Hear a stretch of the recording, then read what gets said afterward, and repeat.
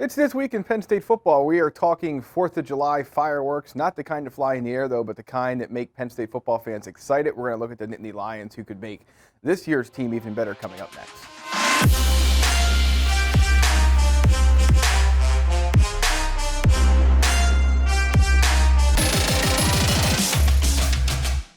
All right, Dustin, happy 4th of July week to you. Hope you get to enjoy it with some friends and family. I know many of our listeners will be getting the chance to as well. You're sitting in for Bob Flounders this week, and we are talking fireworks as it comes to the Penn State football program. This is one of the, I think, more talented teams the Lions have had in the James Franklin era, just simply because of how well they've recruited.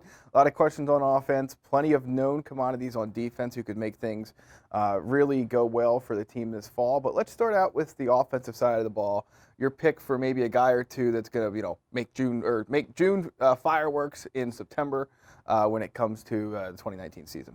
In terms of fireworks, just because it's obvious doesn't mean it's not true. KJ Hamler, straight line speed is phenomenal, but where he differentiates himself is in that foot speed in those tight spaces and that short area quickness. We saw it we saw a fair amount of it last year, which I would say probably qualifies as a breakout season. But I think there could be a lot bigger things. They just have to get him the football. That's the starting point. And I know for, against Kentucky in the bowl game, that was a big gripe from people. I don't know how you can't game plan to get the ball in his hands because you can do it in so many, what I think are simple ways. Right. So KJ Hamler, first and foremost, I know we have a little bit of a fundamental disagreement about Ricky Slade's role in the backfield. I think he's going to emerge as a majority shareholder and probably a significant majority of snaps. You'll probably see that backfield snaps more evenly distributed than they were the previous 3 or 4 years. But I think Ricky Slade plays a big role, and I think that he's a 1,000-yard runner. So those two guys for sure.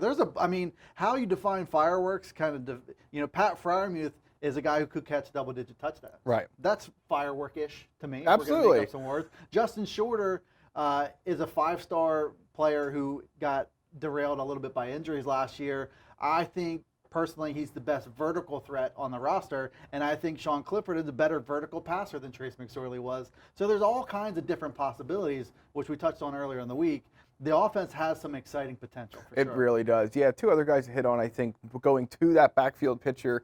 We've talked a lot about how Journey Brown could be one of the fastest guys on Penn State roster. He's a state record holder in the track and field realm, and he's a guy who has seemingly put all the pieces together. There's a lot of buzz coming out of the Lash building, has been since the start of spring practice, about what he could accomplish this year. If he doesn't break off one big touchdown run this fall, I think it would be a shock to a lot of people because he has the speed. It seems like he has the vision now that you need and everything else that's required to sort of jump up to that next level. So in my mind, I think that him and Ricky Slade and Noah Cain all have that kind of potential. And then one other guy to point out real quick, and again, we could probably name half the roster during a segment like this, but I think fans are going to see more from Daniel George than maybe they expect. I really like what this guy has accomplished so far in his Penn State career. I know it's not a lengthy list of accolades, but he was overlooked when he got to campus simply because he came in with Justin Shorter, who was the #1 receiver in the country in the same class. So I think George has a good connection with Sean Clifford, and I think you'll see him slide up the stat sheet this year.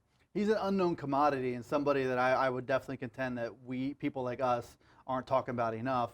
I remember him as a high school prospect going through the opening regional circuit and how complete he was testing-wise athletically in terms of vertical, shuttle, straight line speed, power. He's a very complete athlete, and we don't really know what to make of him yet, but he could be a sneaky contender, as you said. All right, let's flip over to the defensive side of the ball. The bidding obviously starts and ends with Micah Parsons. Sophomore aims to be an All-American this year. After he led Penn State in tackles last season as a non-starter, he'll certainly have the opportunity to do that. Dustin, who else comes to mind? So a couple guys, really. Cam Brown, I know, is an established player. I know we saw a big leap from him last year. I still think another leap is in store for him.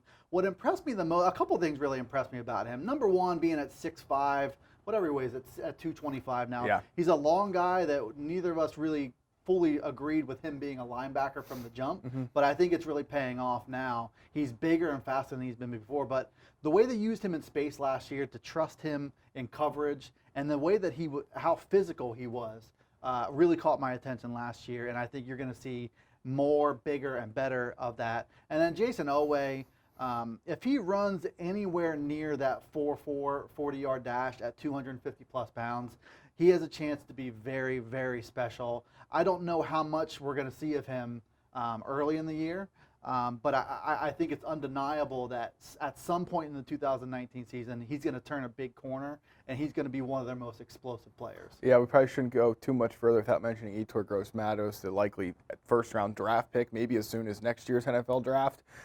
Explosive guy off the edge who seems to do it all, has just one heck of a story before he got to Penn State, and then comes in and really thrives under Sean Spencer's tutelage. He's a quiet kid.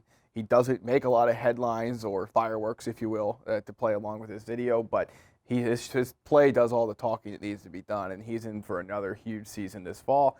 I'll end the things, unless you have anyone else, with castro-fields. I know there's an off-field issue right now that kind of needs to play itself out, but when you watch that guy play, he plays with just a different level of speed and awareness than most other Penn State corners.